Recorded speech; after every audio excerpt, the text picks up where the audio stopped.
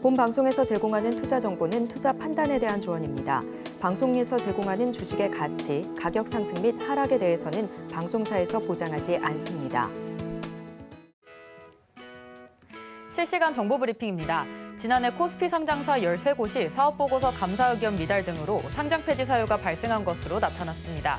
13곳 가운데 감사 의견 미달로 신규 상장 폐지 사유가 발생한 법인은 태영건설과 국보, EID 등 7개사입니다. 일본 금융당국이 최근 마이너스 금리를 종료한 데 이어 연내 추가 금리 인상을 검토하고 있는 것으로 알려졌습니다. 우에다 총재는 물가 상승률 2%에 맞춰 통화 긴축도 고려하고 있다고 전했습니다. 무신사는 온오프라인 패션 시장에서 고른 성장세를 바탕으로 연결 기준 지난해 매출이 전년 대비 40% 이상 증가하며 1조 원에 육박했다고 밝혔습니다.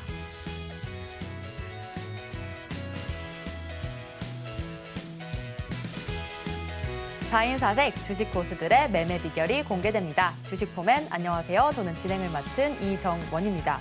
미증시는 3월 CPI를 기다리면서 혼조세로 마감을 했습니다. 오늘 우리 시장 코스피 장중에 외국인이 매도세로 전환하면서 약세 흐름 보여줬고요. 코스닥은 강보합권에서 마감을 했습니다. 오늘 주도 업종 방향성이 부재한 가운데 산업재 섹터 전반에서 강세 흐름 보였습니다. 우리 이런 시장 속에서 어떻게 전략 세워보면 좋을까요? 오늘 장자방 전문가님과 시장 분석과 함께 수익 볼 수 있는 방법에 대해서 얘기 나눠보도록 하겠습니다. 그럼 주식포맨 힘차게 출발합니다.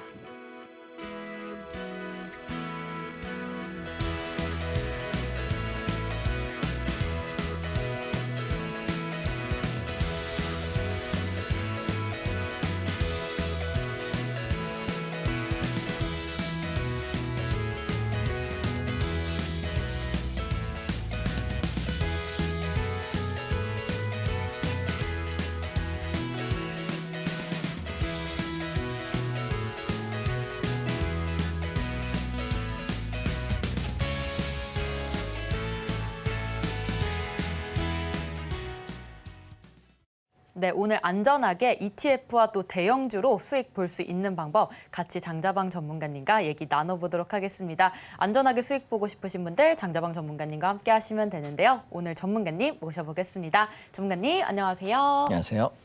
네, 우리 이번 주 좀 일정이 좀 많은 것 같습니다. 오늘 사실 하락을 많이 할 줄은 몰랐는데 이 지수적으로는 하락을 덜 했는데 개별주가 좀 많이 내려왔던 시장이었던 것 같은데 오늘 시장 좀 어떻게 보셨나요? 자, 시청자 여러분, 제가 지금 2주 전부터 무슨 얘기 드렸냐면 3주 됐군요. 예, 코스닥 시장을 건들지 마라. 이야기 드렸습니다. 왜냐하면 시장이 코스닥 계속 올라갈 때 우리가 3월 중순쯤부터는 경계심을 갖고 주식 팔고 보유하지 마시라고 이야기를 계속 드렸습니다.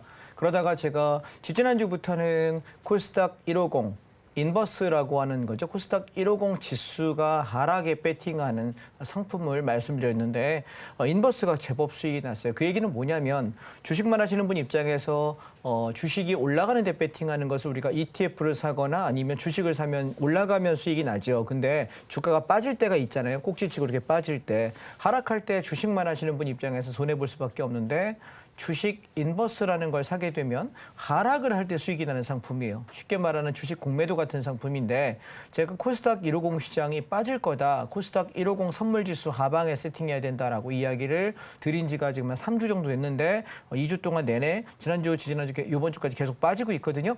지금 화면을 잠깐 보시게 되면 얘가 코스닥 150 선물 인버스라고 하는 종목인데요. 종목 코드가 251340입니다.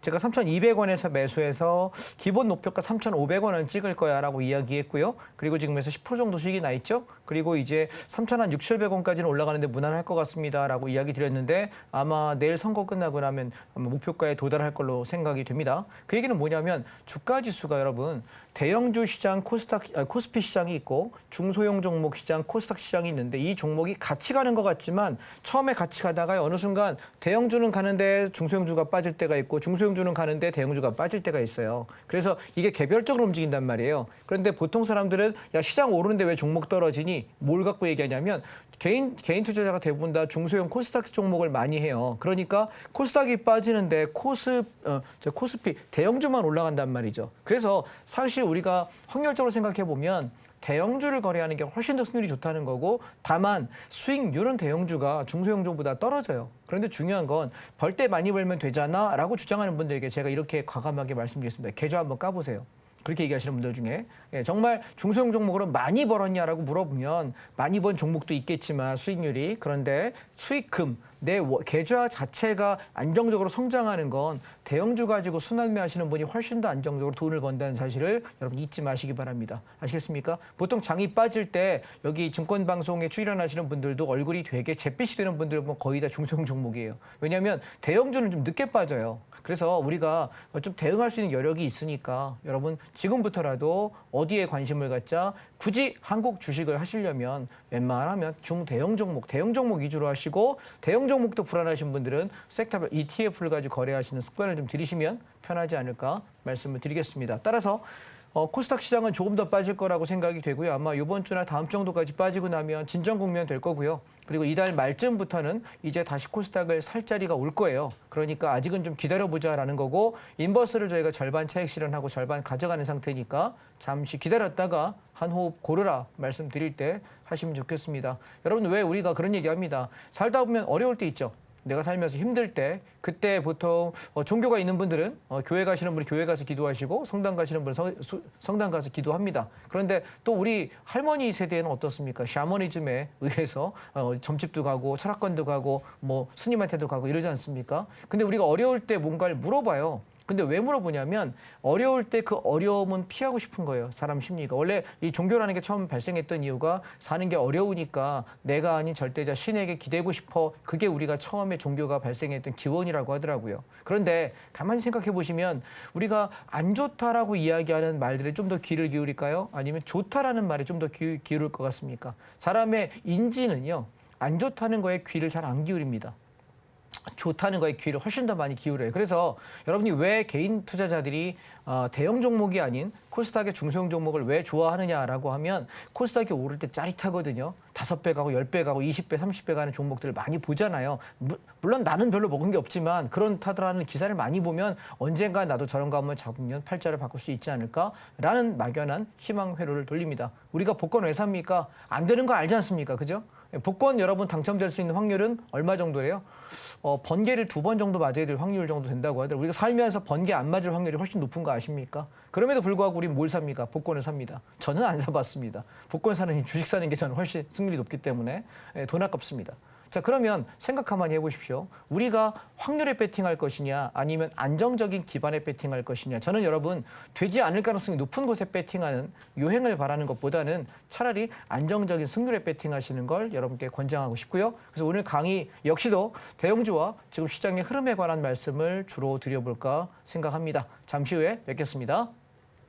네, 오늘 개별주가 많이 빠진 시장이었습니다. 코스닥이 조금 더 빠질 것 같은데 이달 말부터는 좀 살 자리다라는 말씀도 주셨습니다. 자, 이번 주 목요일 8시 반부터 3시 반까지 전문가님의 무료 특강 강의가 있습니다. 선물 옵션에 대해서 얘기해 주실 거고요.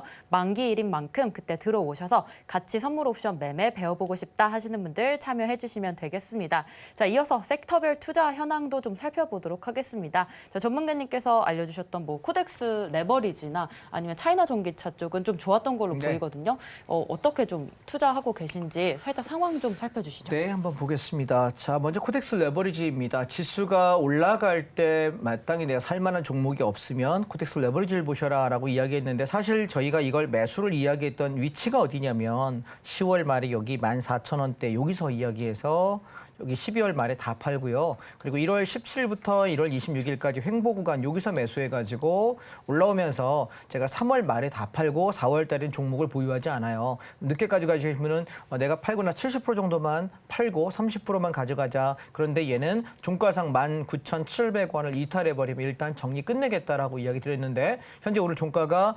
19,775원입니다. 그래서 만약에 내일 모레 선거 끝나고 나서 목요일 날 그 가격이 망가지게 되면 일단 일단 정리하고 이렇게 눌림을 이용해서 17,000원에서 18,000원 요 구간에서 다시 한번 재매수할게요. 자, 저는 이렇게 생각합니다. 올 봄에 장이 만약에 빠진다고 한다면 4월 셋째 주나 넷째 주 정도에 요쯤 찍고서 이렇게 올라가면서 여름장을 대비하지 않을까라는 생각이고요. 개인적으로는 6월에서 7월 정도가 시장의 올해의 고점이 아닐까라고 생각해요. 그래서 지금 주변에 주식하시는 분들께 저는 그런 얘기 하거든요. 만약 조정이 한번 나온다면 조정을 이용해서 한 번 더 싸게 사라. 그리고 올라올 때 여름쯤 안쪽에는 여름 안쪽에 주식 다 팔고 튀자. 한국 시장은 이야기를 드리고 있습니다. 왜 그렇게 제 개인적인 지인들한테 얘기하냐면 저는 가을 정도에서 겨울 사이. 근데 물론 시장이 선행되기 때문에 좀 더 빨리 갈 수도 있어요. 예, 저는 지금 한 6월, 7월 정도는 안전하다라고 생각을 하는 입장인데 지금 연준의 금리에 관한 부분을 이야기합니다. 아직 동결되고 있는데 얘가 만약에 인하라는 폭을 얘기하기 시작하면 제일 중요한 건 미국의 장단기 국채를 보시게 되면 국채 금리가 올라가게 되면 그로부터 3개월 내지 6개월 뒤에 시장이 보통 종합주가지수로 20% 이상 조정을 받아요. 그러면 개별 종목들은 기본 반토막 이상 난다는 얘기거든요. 그래서 우리가 여름 한쪽에 올라갈 때 현금화 시켜놓고 기다릴 필요가 있겠다는 생각이고 아마 여름에서 가을쯤에 제가 인버스에다가 비중 50에서 70%까지 거의 풀베팅 수준으로 베팅하라고 이야기할 거예요. 예, 제가 그때까지 방송을 한다면 제가 여기 출연하고 있다면 분명히 아마 타이밍을 잡아서 자 이제부터 우리 하방 베팅하고 풀베팅 잡아서 연말에 풋풋하게 한번 누려봅시다라고 이야기를 분명히 할 건데 제가 그때까지 출연할지 안 할지 저 잘 모르겠으니까요. 인생은 모르는 겁니다. 그래서 지금 미리 말씀드리는 거예요. 그래서 여름 안쪽에는 눌림리 조정이라고 보시고 상방을 보는 시각으로 보시는 게 맞을 것 같고 여름 이후에 가을, 겨울 정도에 만약에 시장에 조정이 오면 걔는 조정이 아니라 큰 하락일 거라고 생각하셔야 될 것 같아요. 왜 그 하락이 한번 쏟아내고 나서 내년도에 진짜 대세 상승이 아마 움직일 거라고 생각하는데 제 개인적인 생각은 내년도에 대세 상승을 출발하게 되면 내년의 꼭지는 어디쯤이라고 생각하냐면 내년 아마 10월 정도 아닐까 싶어요. 9월에서 11월 사이가 내년에 최꼭지고 그 꼭지는 향후에 3년에서 5년 이내에 다시 회복할 수 없는 꼭지예요. 아마 5년, 10년쯤 걸릴지도 모르겠어요. 그래서 우리가 주식시장에서의 대세 상승은 내년 하반기까지다라고 생각하시면 되고 그래서 지금까지는 여러분이 조정이 나올 때마다 좋은 종목을 사놨다가 올라가면 팔았다가 반복할 건데 기대적으로 시간적으로 바라볼 때 6월에서 7월 정도가 맥스가 아닐까라는 생각이고요. 운이 좋으면 8월 초까지 갈지는 모르겠습니다만 그 시간 이후에는 저는 주식을 보유할 생각이 없다. 미리 말씀을 드려보겠습니다. 따라서 지금 코덱스 레버리지 한 번 더 빠지게 되면은 저는 17,000원에서 18,000원 이 구간에서 없는 사람들 재매수할 기회를 잡아드리겠습니다. 지금 최근에 한 1, 2주 사이에 저한테 저희 톡방에 글을 올리시는 분들이 그런 얘기 하세요. 뭐라고 얘기하냐면 주식 언제 사면 됩니까? 지금 이거 사도 됩니까? 자꾸 저한테 물어봐요. 그래서 제가 아직 좀 기다리세요. 지금은 가진 자의 영역입니다라고 이야기하는 건 우리가 사는 자리 여기 1번, 여기 2번. 여기 외에는 여기서 70% 털고 나서 남은 수량 가지고 버텨보는 자리지 적극적으로 매수할 자리는 저는 아닌 것 같다라고 이야기 드려요. 그러니까 지금 자리에서 주식을 적극적인 매수를 하려는 건 여러분 삼가하시기 바랍니다. 조금 기다려보시면 조정을 한번 쏟을 때 사면 좋지 않을까 말씀드리고요. 그다음에 코스닥을 보시게 되면 자 보세요. 코스피 시장하고 차이가 있는 건 얘는 우리가 올라올 때 3월 중순부터 이제 슬슬 정리하세요라고 이야기하기 시작하고 나서 3월 셋째 주에 올청산을 이야기했어요. 왜? 자, 얘 언제 샀냐면 여기서 이렇게 보세요. 10월 말에 쭉 치고 올라와서 12월 말까지 그리고 1월 달 이렇게 조정 나올 때 자, 지금 여기 시장을 여러분 시간 한번 보시게 되면 우리 코스닥 레버리지랑 대형주하고 중소형주의 시간의 차이를 제가 한번 보여드릴게요. 보시죠. 얘는 1월 17일이 여기 장대 음봉이에요. 보이실까요? 그리고 여기서부터 1월 26일까지 이렇게 기간 조정 횡보하고 나서부터 올랐어요. 1월 17일부터 1월 26일입니다. 그런데 자 제가 여기 코스닥 150을 보실게요. 코스닥 시장을 보시면 시기가 좀 달라요. 보시면 얘는 언제냐면 1월 말부터 2월 초 여기가 저점이에요. 그 얘기는 뭐냐면 잘 생각해 보세요. 대형주 시장은 얘가 빠졌다가 올라갈 때도 좀 빠르게 올라가고 덜 올라가고 좀 더 빨리 반등해요. 근데 대형주가 반등하고 나서 약 열흘에서 보름 정도 지나고 나야 코스닥 시장이 올라가요. 이때 제가 무슨 얘기 드렸냐면 코스닥은 얘가 올라갈 때 여기 저점 자리가 여기거든요. 그래서 9,000원 자리를 쌍바닥으로 모시고 매수하세요라고 이야기 드리면서 자, 이 자리에서부터 우리가 치고 올라갈 때 어디까지 봤냐면 1차 목표가 11,500원, 앞전 고점 여기까지가 1차 목표라고 이야기 드렸고 얘를 만약에 돌파한다면 자, 여기서부터 여기까지 내려온 폭이 있죠. 9,000원에서 11,500원이 얼마죠? 진폭이 1,500원 정도 되네요. 그래서 저는 얘가 13,500원에서 14,000원 언저리면은 목표가 도달한 것 같아요라고 이야기를 드렸는데 실제 고점이 얼마냐면 벌써 14,350원이요. 그래서 14,000원 언저리 찍을 때 여기서 다 팔고 끝낼게요라고 말씀을 드렸습니다. 자, 근데 여러분하고 저하고 소통할 수 있는 방법이 없지 않습니까? 방송에 일주일에 한 번밖에 얘기 안 하니까 잘 메모하시거나 아니면 저랑 참여하셔서 함께 하시는 방법밖에는 없을 것 같습니다. 화면 하단을 참고하시고요. 그래서 시장이 이렇게 밀고 내려갈 때 저는 지금 이제 얼추 내려와 간다라고 생각을 해요. 그래서 아마 1, 2주 안쪽에 얘가 이렇게 조정을 통해서 여기 10,000원 초반 정도에서 이렇게 매수해서 코스닥이 올라가지 않을까라고 생각을 해서요. 저는 한 1, 2주만 더 기다려보자. 이번 주 지나보고 다음 주 정도에서 얘가 저점 확인이 되면 제가 코스닥을 사자라고 이야기할 생각인데 자, 여기 꼭지치던 요 날에 자, 생각해 보시면 여러분은 주식을 상승하는 것만 바라보시잖아요. 근데 지금 코스닥이 빠진다고 이야기할 때 저는 그냥 이것만 빠지는 걸 쳐다보지 않았고 코스닥 150 선물 인버스라고 하는 ETF를 샀어요. 자, 이게 뭐냐면 3,200원에 여기요. 자, 보세요. 얘는 뭐냐면 인버스는 이렇게 빠질 때 자, 보세요. 인버스가 빠지는 기간 안에 어떤 일이 벌어지냐면 좀 전에 코스닥 시장이 올라갈 때 보시면 이렇게 반비례하는 게 눈에 보이실 거예요. 얘는 이렇게 올라가요. 근데 얘가 꺾이죠. 자, 보시면 얘가 꺾일 때 우리가 소위 말하는 주식이 꺾일 때 인버스라는 건 어떤 일이 벌어지냐면 수익이 나. 자, 보세요. 이렇게 내려오다가 이렇게 수익이 난다고. 그래서 제가 지금 인버스 배팅을 한 것은 코스닥장이 빠질 거를 감안해 가지고 인버스 배팅을 말씀드렸고 3,200원에 사서 1차 목표가 3,500원을 말씀드렸는데 어저께 찍었어요. 3,500원. 그래서 3,450원에서 3,500원 정도의 절반은 차익 실현하셔라 말씀을 드리고 있고 남은 수량은 한 3,700원에서 3,800원 요쯤까지 가져가시면 어떨까라는 생각이고요. 만약에 밀리게 되면 3,400원 무너지면 이탈하면 다 정리하세요. 오케이? 이해하셨죠? 3,400원 무너진다는 얘기는 시장이 반등하겠다는 얘기니까 반등을 보셔야 되지 않을까 생각을 합니다. 자, 그다음에 중요한 게 뭐냐면 지금 특이 현상을 바라보시면 달러예요. 미국 달러가 장이 상승을 하고 있을 때 달러가 계속 고공행진하는 경우는 굉장히 드물어요. 보세요. 지금 달러가 연일 상승을 하는데 지금 미국 달러 선물 같은 경우는 제가 여기 12,500원에서 11,800원 요 구간 안에서 계속 집중적으로 사서 끌고 올라온 건데 저는 조금 남아있다고 생각해요. 제가 요즘에 갸우뚱하는 건 뭐냐면 달러가 떨어지면서 주식을 사는 건 괜찮아요.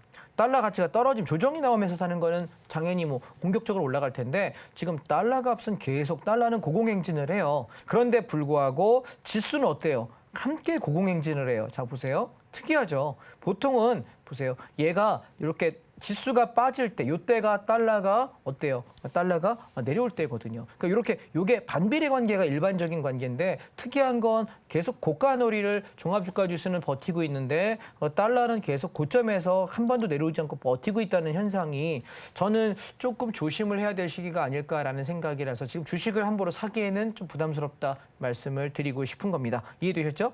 그런데 재밌는 건 미국 관련 지수 ETF는요 조정을 안 해요. 지금 보시면 미국 테크탑10입니다. 그리고 미국 S&P 지수 ETF입니다. 여전히 계속 고공행진을 하고 있고 잠깐 하루 이틀 빠지면 또 올라가기를 반복하고 있어서 아직까지 미장이 완벽히 빠졌다라고 이야기하기 전까지는 할 만한 게 없다는 것이고 또한 우리 인도를 보시게 되면 얘는 타이거 인도 니프티 50 레버리지라고 하는 것인데 인도 지수 중에서 상위에 50개, 탑티어 50개만 가지고 우리가 지수 레버리지를 만들어요. 근데 굉장히 상승을 잘하고 있어요. 어쩌면 한국 지수보다 인도 시장이 훨씬 더 투자에 매력적이지 않을까라고 생각이 들 만큼 굉장히 잘 올라가고 있거든요. 또 하나 보시면 베트남 보실래요? 거의 대한민국 지수랑 비슷한데 오히려 대한민국보다 훨씬 더 잘 가요.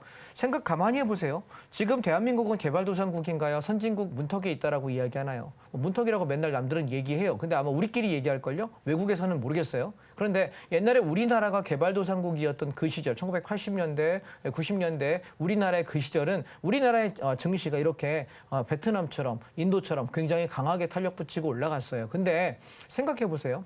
한국은 이제 선진국은 아닌 것 같아요. 제 생각에는. 선진국의 조건이 몇 가지가 있는데 그중에서 우리나라 조건이 부합하지 않거든요. 그러면 개발도상국도 아니고 중진국도 아니고 후진국도 아니고 대한민국 시장은 선진국이라고 우리는 우기는데 해외 시장에서는 그래 뭐 니네들 돈 많이 벌었어. 이 정도면 제법 살만해졌어. 인정은 해주지만 대한민국을 선진국이라고 인정을 과연 받을 수 있을까요? 아직은 전 아닌 것 같거든요. 그렇다면 되게 어중간해요. 그 얘기는 한국 시장이 그만큼 투자하기가 매력적인 시장은 아닌 거예요. 아싸리 우리가 미국처럼 탑 티어에 정말 탑 1, 2, 3에 들어가는 선진국이고 시장을 끌고 갈 수 있는 국력을 갖고 있다면 굉장히 한국 주식은 지금도 싼 거예요. 굉장히 매력적인 거예요. 그런데 여러분 인도나 베트남처럼 인건비가 굉장히 싸서 시장이 넓은 곳은 앞으로 성장 가능성이 높고 지금도 굉장히 거기는 성장을 못한 나라거든요. 그렇게 따지면 걔네가 훨씬 더 투자의 매력이 좋은 거고 그런데 한국은요. 우리가 선진국이라고 보기에는 아직은 좀 그렇고 그렇다고 개발도상국이라고 보기도 좀 애매한 위치가 애매해서 한국 지수를 보게 되면 가다가 말고 그래요. 그래서 몇 개 잘 나가는 종목들 위주로만 움직이고 있어서 한국 증시에서 우리가 투자할 때는 뭐 해야 되냐면 잘 나가는 1등주만 거래하셔야지 그 나머지 거 건드리시게 되면 여러분 안 하시는 만 못하다라고 생각 아마 드실 겁니다. 그래서 저는 거기에다가 지금 계속 여러 개 말씀드리고 있는 종목 중에 하나가 중국 관련 차이나 H 레버리지하고 차이나 전기차를 계속 말씀드리고 있는데 왜냐하면 지금 우리가 인도나 베트남을 사기에는 이미 오른 상태이기 때문에 추격이라서 위치가 애매해요. 우리가 여기가 작년 연말에 조정 나올 때 샀으면 괜찮습니다. 11월 달에 샀으면. 근데 그렇지 않으신 분 입장은 지금 들어가긴 어려워서 중국장을 저는 1월 달부터 계속 말씀드렸거든요. 그래서 지금 중국장이 올라가고 있는데 아마 차이나 H 레버리지는 계속 말씀드린 것처럼 1,650원에서 1,700원 정도까지 갈 자리는 무난하다라고 보여져서 아직 홀딩을 하고 있는 상태입니다. 좀 더 버텨보시면 좋지 않을까 말씀을 드리고요. 그다음에 지금 원자재를 보시게 되면 특이한 건 보세요.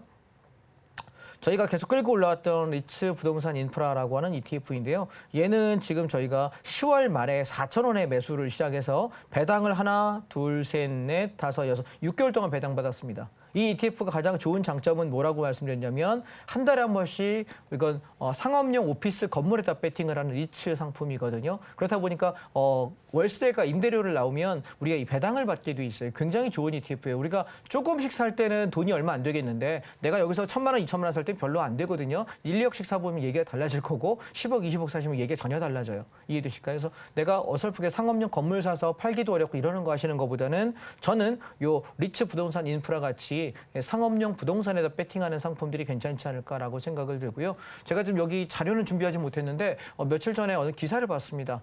대한민국 상업용 오피스의 공식률이 2%밖에 안 돼요.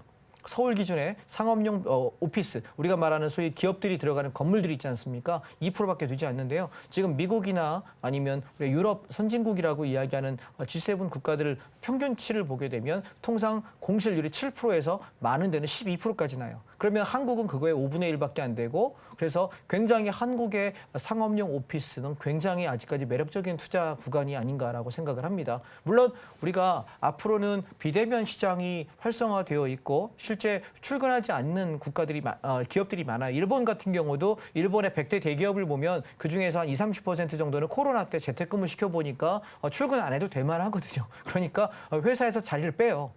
무슨 얘기냐. 자리 다 빼. 의자 빼고 야, 너 집에 가서 출근해. 이렇게 집에 가서 일해라고 재택근무해서 전체 만약에 사무실 안에 100명이 있으면 그중에 상주 인원은 20, 30명밖에 놔두지 않고 7, 80명을 재택근무로 돌려버려요. 그리고 상업용 오피스를 빼고 있어. 그래서 상업용 오피스 시장이 점점점 흔들리고 있는데 아직까지 한국은 그런 문화는 아닌 것 같습니다만 앞으로 점진적 우상향일 거냐라고 본다면 저는 이 상품은 조정시마다 사는 게 제일 좋다라고 생각해요. 그래서 4,000원 초반 정도부터 사서 지금 4,500원까지 왔는데 한 12% 정도 수익 났거든요. 차익 실현하시고 이제 또 떨어지면 4,000원 초반 오면 이 상품은 여러분 거래하시면 좋겠다. 종목 코드가요. 329200입니다. 종목을 좀 적어 놓으시면 좋겠다는 생각이 들고요. 그다음에 우리가 원자재를 좀 잠깐 보시게 되면 구리예요, 구리. 제가 여러분 왜 건설주나 이런 거에 시멘트에 관한 얘기를 좀 많이 드리냐면 우리가 비철금속이죠. 얘는 철이 아니니까 이 비철금속 원자재들이 우리가 산업 섹터에 굉장히 많이 쓰이게 되는데 이 원자재 값이 올라가게 되면은 그로부터 3개월 정도, 6개월 정도 지나고 나서 그 외에 모든 물가가 계속 오를 수밖에 없어요. 그리고 또 이 원유거든요. 보시면 얘는 신한 WTI 원유 선물이라고 하는 ETF인데요. 이 종목도 보시게 되면 기름값이 끊임없이 12월 이후에 계속 오르고 있어요. 이런 기름 넣으러 주유소에 가보면 기름값이 계속 매주 갱신돼서 올라가는 걸 보실 수 있을 텐데 여러분 가만히 생각해 보세요. 지금 물가를 잡겠다라고 정치인들 맨날 얘기하는데 잡을 수 있을까요? 못 잡을까요? 원자재가 올라요. 거기다 기름값이 올라요. 물가 잡을 수 있는 분. 그분 대통령 출마하세요. 찍어드릴게요. 불가능해요. 못합니다. 정부에서 할 수 없습니다. 그렇다면 지금 인플레이션은 어떻게 가는 거예요? 계속 성장하는 거예요. 그럼 여러분 인플레이션 잡겠다고 금리 계속 고금리 결정하고 있는데 그러면 내가 세팅할 수 있는 건 뭐냐면 인플레이션의 상승에다 배팅해야지 하락에 배팅하는 건 아직은 아닌 겁니다. 지수가 꺾이는 걸 확인하고 들어가십시오. 아시겠죠? 그래서 기름값 올라가는 거에 배팅하는 게 맞고요. 그다음에 재밌는 건 우리가 농산물도 마찬가지인데 지금 대신에 농산물은 우리나라는 지금 농산물이 많이 올랐죠. 과일 하나 살랐더니 제가 어제 배를 하나 사러 갔는데 배 2개가 얼마인지 아세요? 2만 원이에요. 굉장히 비쌉니다. 그래서 먹고 싶어 사면서도 이거 사야 돼 말아야 돼 너무 비싸다 이런 생각하면서 장을 보게 되는데 그런데 지금 농산물까지 해서 원자재가 다 오른다는 얘기는 이제 향후에 여러분 지금 여름장에 어떤 일이 벌어질 거냐면 이렇게 여러분 주식 투자할 때 가만히 생각해 보실 건 지금 원자재가 오르면 그 원자재를 써서 만들어야 되는 상품이 뭔지를 한번 생각해 보세요. 기름값 올라요. 기름값이 오르면서 그 기름을 통해 가지고 만들어내는 산업 중에 뭐 있을까요? 간단하게 생각하면 플라스틱 뭘로 만드나요? 기름에 찌꺼기 가지고 만들죠. 그렇죠? 그러면 기름에 찌꺼기 가지고 만들면 우리가 옷 입고 있는데 이게 100% 면인가요? 아니죠. 아니죠. 예, 여기에 우리가 폴리에스테로 들어가고 석유에서 나오는 상품 가지고 혼방 제재를 많이 만들어요. 그러면 옷값 당연히 오를 것이고 그다음에 여기 마우스 같은 것도 플라스틱이거든요. 얘도 뭘로 만들어요? 얘도 석유예요. 그래서 우리가 생각해 보시면 석유값이 기름값이 오른다는 것 자체가 물가가 보통 20% 30% 올라갈 수 있는 요인을 굉장히 많이 마련해주고 한번 오르면 내려오지 않습니다. 그래서 우리는 물가 인상에 배팅을 하셔야 된다라는 거예요. 자, 그럼 이 산업을 한번 돌아볼게요. 자, 반도체를 한번 보세요. 반도체가 우리나라의 주 먹거리인데요. 제가 지난 4월 1일 날, 4월 2일 날에 반도체를 70% 팔겠다라고 이야기하면서 코덱스 반도체 첫 번째, 두 번째 AI 반도체 포커스 17,000원, 17,500원에서 팔겠다라고 이야기했어요. 그리고 AI 포커스는 일단 정리 끝내세요라고 이야기를 드렸는데 왜냐하면 이제 상승 탄력이 둔화된다는 생각. 그러면 자 보세요. 상승 탄력이 둔화되면 두 개예요. 자, 저점 찍고 쭉 올라왔다가 이렇게 흘러내리는 게 하나가 있고 그다음에 쭉 내려왔다가 이렇게 빠지는 게 있어요. 근데 얘가 흘러내릴지 빠질지는 잘 모르겠어. 그러나 지금 이 자리에서 우리가 핵심으로 봐야 되는 건 이게 좀 위험하지 않을까? 이 위험한 구간에서 난 뭐 해야 될까? 좀 리스크를 챙겨야 되지 않을까? 나는 뭐 해야 될까? 현금을 좀 만들어야 되지 않을까? 생각하는 게 정상이라는 거예요. 그래서 지수가 제가 연속된 상승을 못할 거라고 생각하는 이유는 뭐냐면 반도체가 끌고 올라왔는데 반도체가 조정을 나온다는 얘기는 그럼 다른 놈이 누군가 치고 가야 되잖아요.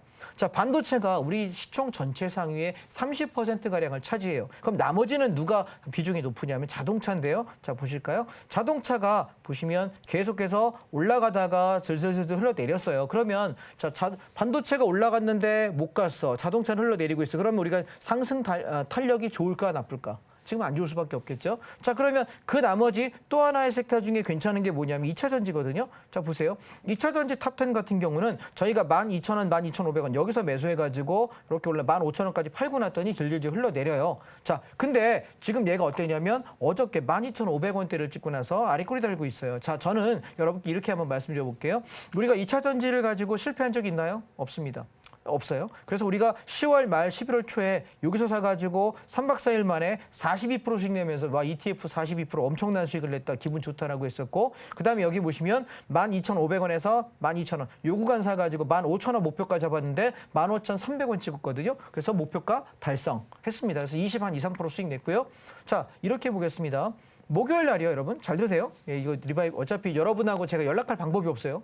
소통 창구 다 막혀서 연락할 방법이 없으니까 다음 주 목요일 날, 금요일 날 시장이 하락하는지 한번 보겠습니다. 만약에 하락을 하지 않게 되면은 저는 그냥 바로 사자라고 이야기할 생각이고요. 하락을 한다고 들면은 다음 주 요번 주 지나고 다음 주에 2차 전지를 좀 매수하려고 그래요. 아마 제가 살려고 하는 가격은 12,000원에서 12,500원짜리가 될 것 같아요. 그래서 이 종목을 하나 여러분 관심 종목에 넣어 놓으십시오. 364980입니다. 364980. 2차 전지 집어넣어 놓으시고 12,000원에서 12,500원 구간 지지력이 확인되게 되면 사보겠다라고 생각하고 있습니다. 단 12,000원 깨지면 11,800원 손절 잡으셔야 됩니다. 오케이? 그렇게 관점을 가시고 보시면 되고 그럼 2차 전지 중에서 개별 종목은 없나요? 있어. 자, 뭐냐면 요 두 개 잡아볼게요. 첫 번째 포스코 퓨처엠입니다.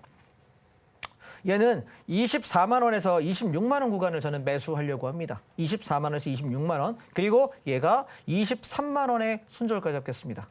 왜냐하면 이게 무너지게 되면 어떤 일이 벌어지냐면 바닥이 어딘지 알 수가 없어. 자, 보세요. 지금 얘는 주봉으로 바라보실 때 지금 이 자리가 이렇게 보시면 주봉이 바닥을 다중바닥으로 보고 좀 들어가는 거예요. 여기 1번, 그리고 그다음에 여기 2번, 그다음에 여기가 3번, 세 번째거든요. 그래서 세 번째에서 만약에 들어갔는데 무너지면 얘는 버려야 돼요. 그럼 2차전지 쳐다볼 이유가 없는 거고 지수가 많이 빠질 거예요. 그래서 저는 스탑가를 제가 보통 지금 서울경제TV를 1년 반째 방송하고 있는데 손절가를 잡고 사인 드린 적이 단 한 번도 없어요.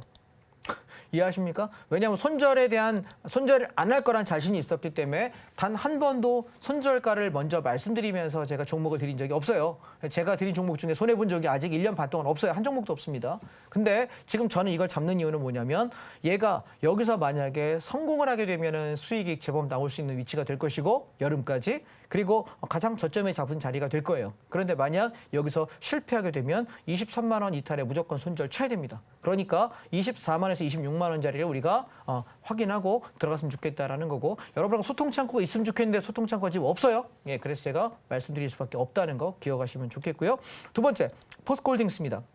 포스코홀딩스는 우리가 앞전 바닥을 보시면 주봉을 보시게 되면 지금 앞전 바닥이 37만 5천 원이거든요.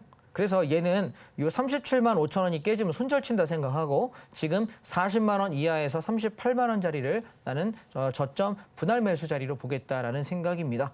자, 지금 여러분 2차 전지에서 저는 수익률을 기대 수익을 얼마쯤 보냐면 10%에서 15%밖에 보지 않아요. 왜냐하면 지금 구간은 아마 4월, 5월까지의 흐름은 반등 좀 나오면 10%에서 15% 수익 나면 팔고 나와야 되고 다시 눌리면 사야 되고 이걸 반복할 것이고 제가 생각하는 상반기의 찐바닥은 아마 5월 중순에서 5월 말일 거예요. 그래서 이번에 한번 반등 나올 때 팔고 나와서 5월 중순에서 5월 말쯤 조정 나오면 그때 사면 여름까지 2달 동안 들고 가는 종목들이 제법 될 것 같거든요. 그래서 지금은 여러분 비중을 너무 많이 잡지 마세요. 종목당 10% 20% 이내에서 짧게 대응하시면서 가시고 나중에 제가 배팅을 얘기할 때 길게 보시기 바랍니다.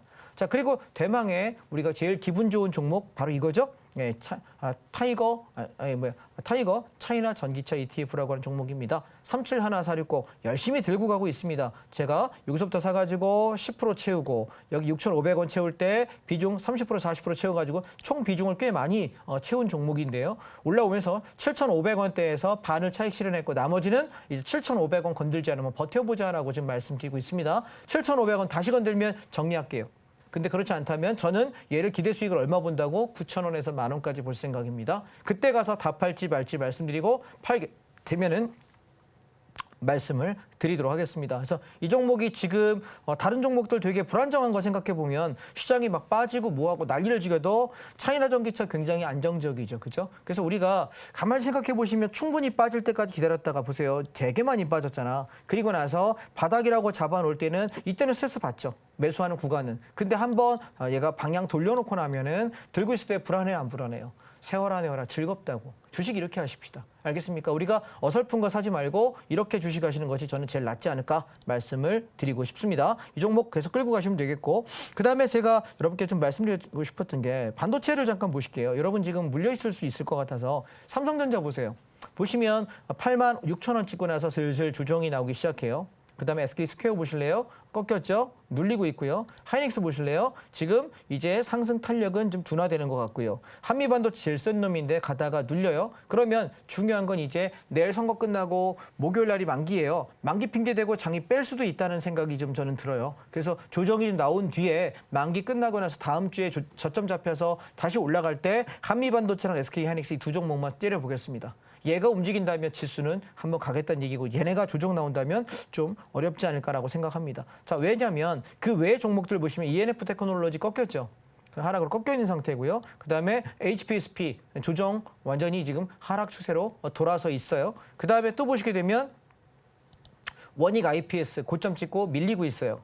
자, 또 보시게 되면 하나마이크론 빠지고요. 그다음에 삼성 SDS 빠지고요. LG 디스플레이 완전히 바닥입니다. 계속해서 빠져나가고 있어. LG 이노텍 조정 나오고 있고요. 자, 이 얘기는 뭐냐면 반도체 섹터의 다른 종목들조차도 지금 힘을 못 쓰고 있다?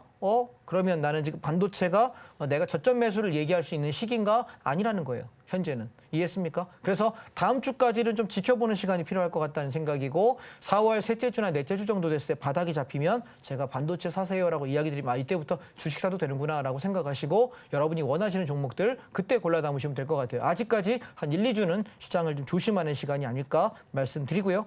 자동차 섹터를 보시게 되면 제일 센 놈이 기아예요. 근데 아직 얘가 저점이라고 얘기하기는 조금 어려울 것 같다. 10만 원 깨기 시작할 때 기아를 좀 들어가 볼 생각합니다. 아직은 좀 참아 주시기 바라고요. 그다음에 현대차 같은 경우도 18만 원에서 19만 원 정도 내려왔을 때가 안전빵이지 지금 들어갔다가 반등은 먹을 수 있을지 모르겠는데 안전한 홀딩은 좀 어렵다는 생각이고요. 그다음에 자동차 부품주 중에 제일 괜찮은 건 한국 타이앤테크놀로지입니다. 조정이 좀 나오면 좋겠는데 안 나와. 제일 셉니다, 얘가. 그다음에 현대모비스 조정 좀 나오길 기다려서 들어가려고 합니다. 그래서 자동차 쪽에서는 반도체보다는 조금 나아요. 조금 나은 것 같은데 얘가 우리가 길게 끌고 가면서 욕심내기에는 현재 좀 어렵지 않을까라는 생각을 저는 하고 있고요. 그 외 종목들을 바라보셔도 뭐 그냥 그런데 제가 조금 한 가지 요즘 이뻐하는 종목이 뭐냐면 여러분들께 공유되어 있는 종목인데요. 톡방에서 글을 올려드렸던 종목인데요. 고려아연입니다. 네, 얘는 제가 45만 원에서 43만 원 구간에 내려올 때 여기서 매집하면 좋겠어요라고 이야기를 계속 드렸던 종목인데 거의 한 달 정도 매집 기회를 드렸죠. 그리고 나서 지금 올라가고 있어요. 그래서 이 종목은 뭐 많이 보지 말고요. 49만 원에서 50만 원까지 바라보면 매수가에서 10%에서 12% 정도 기대 나올 거예요. 여기까지 드시면 돼요. 운이 좋아서 더 간다면은 54, 5만 원 가면 한 20%벌 거고요. 그래서 저는 1차 목표가 여기, 2차 목표가 여기 보고 있으니까요. 고려아연 한 달 동안 조정시마다 천천히 담아가신 분들은 끌고 가시면 돼요. 제가 지금 경제TV 출연하면서 고려아연을 얘기한 게 꽤 오래됐거든요. 저는 이게 제 연금 같은 종목이다. 제 아주 가까운 지인분께서 여기 근무하시면서 이 회사의 내역을 굉장히 속속들이 알고 있다. 지금은 퇴직하셨지만 왜 그 말씀을 드렸냐면 비철금속 섹터의 종목들 중에 대한민국 그 어떤 종목, 그 어떤 주식을 갖다 놔도 이 회사를 이길 수 없어요. 현금, 유보금도 그렇고 얘가 갖고 있는 여러 가지 기술들도 여러분 한번 공부해 보시면 사실 주식 공부하시는 분 중에 가치 투자자를 얘기하시는 분이 계시다면 고려아연을 꼭 한번 공부해 보세요. 그냥 포털창에다 검색만 해봐도 고려아연의 장점들에 대해서 이만큼 나오거든요. 그리고 여러분 보고서 같은 경우 다트라는 사이트에 들어가셔서 고려아연 검색하시면 이 재무 상황부터 쭉 다 볼 수 있어요. 쭉 한번 공부해 보세요. 그러면 우리가 가치 투자라는 걸 이야기할 때 거의 이 업계에서는 이 분야에서는 최고예요. 탑티어 회사고 그리고 굉장히 안정적이고 누구도 접근을 할 수가 없어요. 비철금속은 여러분 구리를 우리가 가서 광산에 가서 삽질하면 구리 나옵니까? 아연 나와요? 그거 찾기 힘들거든. 그 가공하기 어렵거든요. 근데 이거는 굉장히 오랜 시간의 숙련도가 필요한 산업인데 이 회사는 어느 누구도 넘볼수도 따라가기도 힘든 회사라고 저는 생각을 해요. 그래서 근데 이 회사의 특징이 뭐냐면 3개월 내지 6개월마다 저점을 줘요. 굉장히 이쁘죠. 그리고 저점 찍고 나면 10%에서 많이 가면 20, 30%. 보통 짧으면 10에서 15% 정도를 계속 줘요. 그래서 저한테 고려아연은 연금 같은 종목이에요. 제가 지금 주식을 한 지가 18년 됐거든요. 만으로 이제 다다음 달이면 만 18년이 되는데 제가 한 번도 손실이 없었고 늘 살 때마다 더 물리든 말든 뭐라든 푸근하게 편안한 마음으로 거래하는 가장 원탑이 뭐냐고 물어보면 고려아연이에요. 얘가 제일 편해. 왜냐하면 내가 1년에 10%에서 20% 수익을 3번, 4번의 기회를 준다니까. 난 이 종목 하나만 가지고 해도 연간 30%에서 40% 수익을 낼 수 있는데 다른 종목을 볼 이유가 전혀 없죠. 그래서 제가 고려아연이 제 입에서 얘기 나올 때는 그냥 사라이 얘기예요. 알겠습니까? 네, 전혀 생각 안 하셔도 돼요. 그래서 이런 종목들이 전체 코스피, 코스닥을 합쳐봐야 이렇게 정말 안전빵 이건 무조건 간다. 얘는 진짜 좋은 거야라고 얘기할 수 있는 게 사실 20종목이 안 돼요. 10개 남짓밖에 안 되거든요. 그래서 이런 종목들은 제가 가끔 이렇게 입에 거품 물고 떠드는 종목들이 몇 개 있어요. 그 종목들은 떨어질 때 사시면 좋겠다라고 이야기하고 44만 원, 45만 원, 43만 원대에서 열심히 사놓고 지금 슬슬 이제 올라가는데 오늘도 보면 장 다 빠질 때 이 얼마가요? 1.74% 오르잖아요. 그러니까 나중에 오르고 후회하지 말고 조정 시에 사라는데 조정 줄까 모르겠네요. 예, 한 달 동안 산 거라서 끌고 올라가겠다라고 저는 이 종목은 말씀드릴 테니까 쭉 한번 치고 올라가시면 좋겠습니다. 오케이? 되셨죠? 예, 주식은 이 정도 보시면 될 것 같고 아까 말씀드린 것처럼 코스닥 시장은 얼마나 기다려야 된다? 1, 2주 더 기다려라? 그러면 다시 코스닥 바닥 나올 때 코스닥 종목 코스닥 150 레버리지 사세요라고 이야기 제가 드리면 그때부터 종목들을 사셔도 늦지 않을 것 같다 말씀 정리해드리겠습니다. 감사합니다. 네, ETF 섹터별 그리고 대형주 가격 전략 같이 세어봤습니다. 6월, 7월까지는 시장에 고점이 나올 것 같으니 조정이 나왔을 때 싸게 매수하자라는 관점 제시해 주셨습니다. 저희는 잠시 후에 선물 옵션 만기 강의로 돌아오도록 하겠습니다.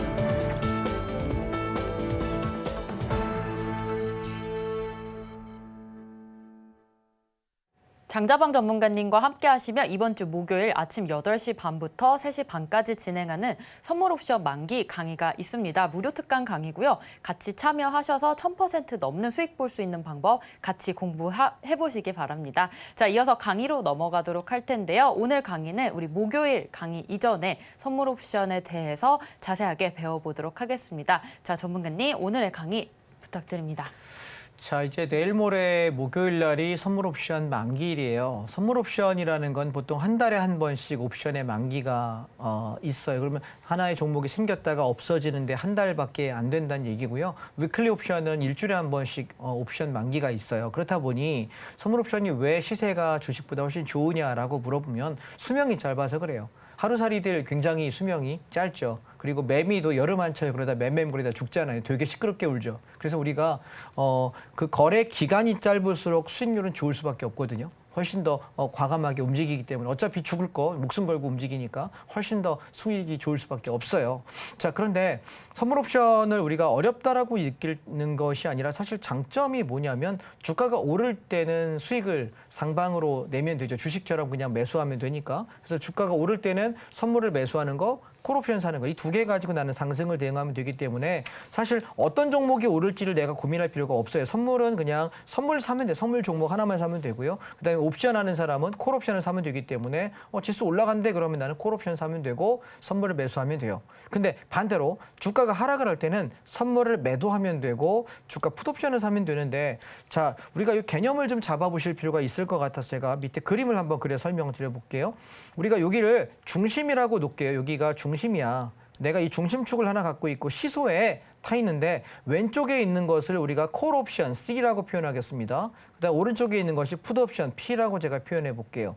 자, 그럼 콜 옵션은 주가가 올라갈 때 수익이 나는 거라고 상승 구간에서 버는 거라고 이야기했잖아요. 그러면 만약 우리가 시소가 이렇게 타고 있을 때 두 개가 무게가 똑같으면 중심축을 이루겠죠. 근데 무게가 다르면 만약 한쪽이 더 무거운 놈이 앉으면은 반대편은 올라갈 수밖에 없죠. 얘가 내려가니까. 자, 그게 무슨 얘기냐면 저는 여기다 기준가라는 개념을 하나 여러분 접목을 해요. 자, 보시면 콜 옵션이 갖고 있는 기준가, 풋 옵션이 갖고 있는 기준가, 이 두 개의 기준이라는 개념을 여기다 탑재를 하게 되고 그래서 숫자로 우리가 옵션은요 소수점 두째 자리까지 부르거든요. 예를 들면 만약에 콜 옵션의 기준점이 2.50이야 라고 이렇게 2.5라고 숫자를 소수점 두째 자리까지 부르고요. 만약에 풋 옵션 기준점이 1.80이야 라고 이야기하면 그럼 나는 이제 뭘 보는 거냐면 단순하게 시소에서 기울었나 안 기울었나 우리가 볼 수 있지만 선물 옵션은 기울기로 보는 것이 아니라 가격으로 보기 때문에 저는 이렇게 봐요. 만약에 1.8 풋 옵션이 무너졌어. 그럼 풋이 기준을 깼다는 얘기는 누가 올라갈까? 콜이 올라가겠죠. 그럼 나는 지수에 상방에 베팅하는 거예요. 이해되셨죠? 개념이. 그다음 반대로 콜 옵션이 2.5가 기준인데 콜 2.5 기준이 무너져. 그럼 누가 올라갈까요? 풋이 올라가겠죠. 그럼 장은 하락으로 가요. 그래서 이 개념을 먼저 잡고서 여러분이 매매를 한번 보시게 되면 좀 편안하지 않을까 싶어서 개념을 먼저 잡아드렸고 자, 사례를 한번 보도록 하겠습니다. 실제 한번 보시죠. 4월 5일 날 차트입니다. 이날은 아침에 전날 가격보다 위에 있는 차트가 선물 차트 5분 봉이고요. 그다음에 왼쪽에 하단에 있는 것이 콜 옵션 차트고 오른쪽 하단에 있는 것이 풋 옵션 차트입니다. 위치 먼저 보시고 자, 그래서 지수가 먼저 시작하고 전날보다 개파락해서 하락을 먼저 해요. 그리고 상승을 하고 하락을 하고 반등합니다. 방향성이 4번 바뀌었죠. 시가부터 하방 내려갔다가 올라갔다가 내려갔다가 올라갔다가 4번이 바뀌었는 건 우리 매매의 기회가 4번 있는 거예요. 주식하는 분 입장에서는 나는 올라가는 것만 해야 되니까 2번밖에 없는데 우리는 하방도 베팅할 수 있다는 거예요. 그래서 그럼 뭐 어떻게 하방 보냐라고 물어볼 때 기준점에 대한 관점을 아까 말씀드렸습니다. 첫 번째 콜 옵션의 기준점이 얼마냐면 2.35예요. 자, 2.35가 아침에 콜 옵션이 무너지면서 쭉 빠져. 이걸 통해서 그러면 나는 풋 옵션의 기준점은 1.38이거든. 그럼 나는 1.38 요놈 기준 잡고 아침에 시가 이렇게 하방에 올라가는 수익을 한번 낼 수 있구나 파악할 수 있는 것이고요. 그러면 시가가 빠지는 첫 번째 파동이 이렇게 수익을 내고 두 번째 뭐예요? 지수가 올라가죠. 올라가는 건 뭘 가지고 봐? 풋 옵션 기준점이 무너지는 걸 보면서 나는 뭘 사? 콜 옵션 사서 바닥에서부터 쭉 치고 올라오는데 제법 수익이 많이 나죠. 그다음에 고점 찍고 이렇게 장이 빠져요. 세 번째 파동에서 빠질 때는 뭘 봐? 콜 옵션의 2.97 기준점. 얘가 더 이상 넘지 못하니까 하방을 잡아서 얘가 무너질 때 풋 옵션이 저점에서부터 300% 3배 정도의 시세가 나면서 이렇게 시세가 세게 나게 돼요. 그러면 얘는 상방과 하방 두 개 다 볼 수 있구나. 저는 이게 선물 옵션의 가장 큰 장점이 아닐까라고 말씀드리고 내일 모레 공개 방송 날은 아마 이런 파동일 거라고 생각을 해요. 가장 유력해 보이는 파동이에요. 장이 빠졌다가 또 올랐다가 빠졌다가 올랐다가 콜, 풋 양쪽 다 수익을 줄 수 있는 기회가 좋지 않을까라는 생각을 하고요. 자, 그러면 제가 선물 옵션의 가장 큰 장점 몇 가지만 말씀드려보면 2월 26일 날 보시면 시초가부터 장이 되게 많이 빠졌어요.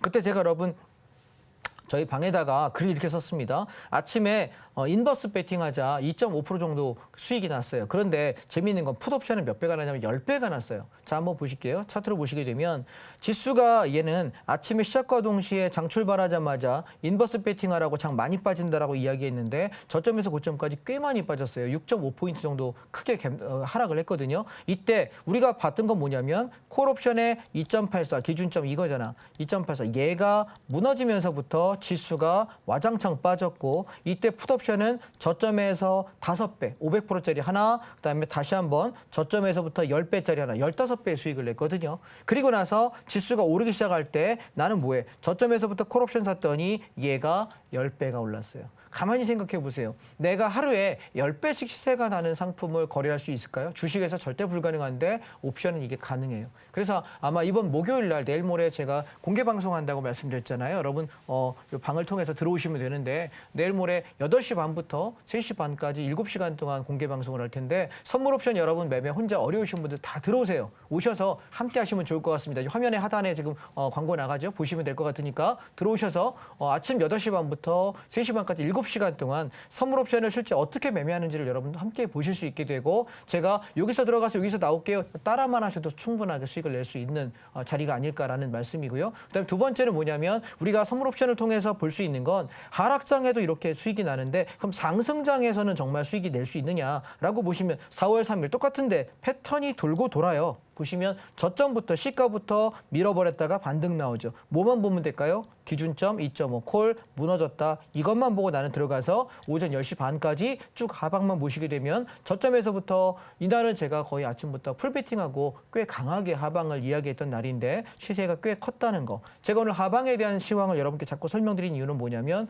아마 목요일 날 시장은 아침에 첫 출발의 시세는 하락일 것 같아요.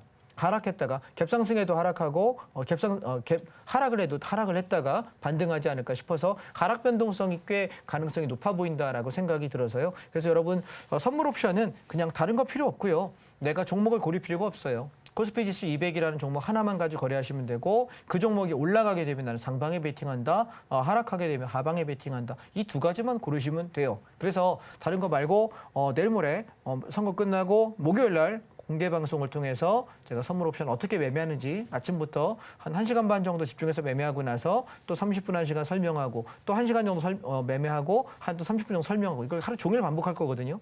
그래서 지금 시간이 많지 않으니까 간단하게 여러분 이해하시고 들어오셔서 공개 방송을 통해서 함께 하셨으면 좋겠습니다. 자, 오늘 여기까지 말씀드리겠습니다. 감사합니다. 네, 장자방 전문가님과 크게 수익 내고 싶다라고 하시는 분들 함께 해주셔서 목요일에 있을 8시 반에 선물 옵션 만기 특강 같이 해주시길 바라겠습니다. 자, 그렇다면 오늘 방송 정리 핵심 요약 같이 화면으로 만나보겠습니다. 오늘의 핵심입니다. 2차 전지 등 포스코 홀딩스, 포스코 퓨처엠 다중 바닥 매매 사례로 전략 같이 세워봤습니다. 대형주 위주 ETF로 안전하게 수익 내는 방법, 그리고 각 종목에 대한 가격 전략도 같이 봤습니다. 마지막으로 변동성 활용 선물 옵션 매매 사례로 1000% 넘는 수익 볼 수 있는 방법 같이 강구해봤습니다. 네, 오늘 장자방 전문가님과 인사 나누고 마무리하도록 하겠습니다. 전문가님, 감사합니다. 주식포맨 저희가 오늘 준비한 소식은 여기까지입니다. 본 방송에서 제공하는 정보는 투자 판단에 의한 조언일 뿐 해당 주식의 가치와 수익률은 보장하지 않습니다. 서울경제TV, 서울경제신문은 당사의 브랜드입니다. 최근 당사를 사칭한 피해가 늘고 있으니 주의하시기 바랍니다. 저희는 다음 이 시간에 오겠습니다. 시청자 여러분, 고맙습니다.